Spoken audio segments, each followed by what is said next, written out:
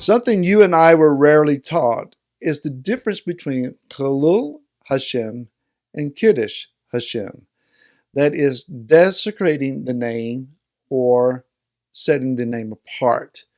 Hi, this is Barry Phillips with 10-Minute Torah, day number 4, a Torah portion Emor. And let's go to chapter number 22, which gives us instructions pertaining to the priest who present the offerings on the altar as sacrifice. If they offer something that is given to them as a portion so that they can go home and begin to enjoy the meat from the altar, there is a certain set of protocols that still must be observed. That is, that when they bring the portion home, only those in the home who are part of the immediate family of the Kohanim or the priest may partake of this. And even then, the family member must be clean. They may not be in a system or a ritual uncleanness. So again, protocols at home must be observed. What happens if a priest takes home a portion of meat and a member of the family who is not clean, ritually they are unclean, partake of this offering? Then the offering in its totality is disallowed. Wow. Again, this is about observing the sanctity of the altar of sacrifice and that which is attached to it. As long as we do so, we are setting the name of Yah apart. To fail to observe that which has been set apart as set apart is to Killul or profane the name of Yahweh. Let's think more about this. If we dedicate something to Yah and say, this is now yours, it belongs to you, then to disregard it as set apart and begin to treat it commonly is to profane his name. How many times have you and I knelt in an altar of prayer and say, Father, I dedicate my life to you? How many of us have taken children up before Yah at an altar? It may have taken place in a church setting, which often has baby dedication services. Nonetheless, Yah was there, Yah was watching, Yah was listening. If we took an infant and presented him or her to Yah and say, we dedicate this baby to you, then that child is dedicated to the Most High and his life is set apart. It is not common. We did not understand the severity of our actions perhaps then, and maybe now we're just beginning to. Personally, I have musical instruments that have been placed in my hands. Yah has favored me and allowed me to own some certain guitars that I find very significant and very strategic for me in ministry of music. I have oftentimes taken these instruments, put oil upon them, prayed over them, and dedicated them to the service of worshiping. That means to me that I may not use them in a common setting. I actually had someone once to offer to me a job as a gigging musician, playing with them some old-time rock and roll. Now, I have no problems with that genre of music, but I didn't have a guitar that wasn't dedicated. I had to turn the job down because I would have had to buy a new instrument or a different instrument just to take the job.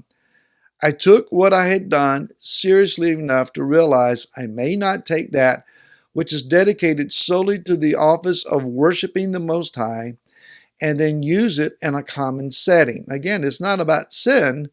It's just that it's not set apart. It's common. So we also understand then that the offerings that are made are not common offerings. They are set apart. Let's consider the life of Yitzhak, Isaac. He was laid upon an altar and his life was offered unto Yah.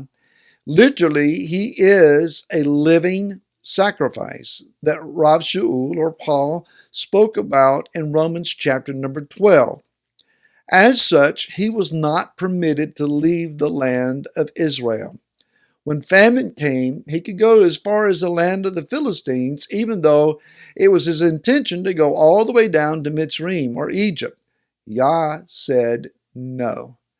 He could not leave the environment of the altar. Therefore, we understand and see that his life is a living sacrifice. It is set apart, and he was not allowed to profane the name of Yah by going too far from the altar. Yeshua, likewise, is a living sacrifice. He thoroughly offered his life for you and I upon the tree, gave himself completely, and is now resurrected to be alive forevermore. He is still a sacrifice, but he is a living sacrifice. He only seeks to set apart the name of Yah. He will not Killul Hashem. He will not profane the name. As we attach ourselves to Yeshua, as we claim that he is now our life, the life that we now live, we live by faith in the Son of Elohim who gave himself for us, Galatians 2:20 says. And so if our life is wrapped up in Yeshua, then we must make sure that we set the name apart and that we do not profane it. How would we profane the name? By walking as one unclean or as one who is common. Let me encourage you, the listener to this video, you are not common. You are not ordinary. You're not, don't be offended, you're not normal. You're not average. You're not the usual. You who have been redeemed by the blood of the set-apart Lamb, Yeshua the Messiah, are called to walk a step above, a step beyond. You're unique, you're called, you're anointed, you're cleansed, you're no longer common, but you are now to see yourselves as set apart. And as such, we are to live our lives in a set-apart fashion.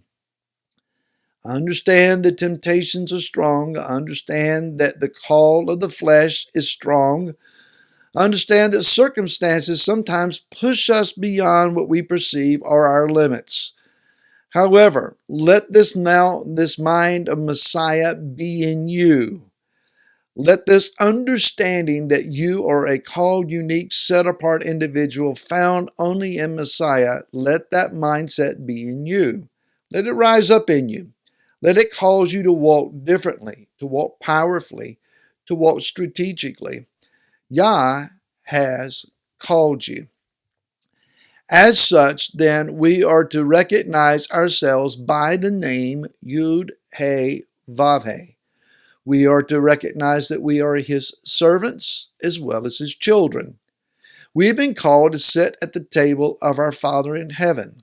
We must walk now worthy of the honor and the esteem of his name, lest we bring it into reproach. Now we recall the times that we opened our mouths and we let things fly out that should have never come out of us. Now we remember the attitudes where we were gruff and abusive and aggressive. Did that set the name apart? Now we remember the moments where we were self-centered, self-focused, righteously indignant, so we claimed. It's all about setting the name apart. I recognize that this is more easily talked about than accomplished. But we also have the Spirit of Elohim rising up within us. Those moments where we hear the Ruach say to us, shh, hush. Learn to listen to that. Smile, stop talking, and walk away. Those moments where we are felt urged, move from here, turn your eyes, go a different path. It's all an effort of Yah in his own Spirit, leading us to a place to set his name apart and not profane it. My prayer is that you be encouraged. My prayer is that you be successful in setting his name apart. Until tomorrow, shalom.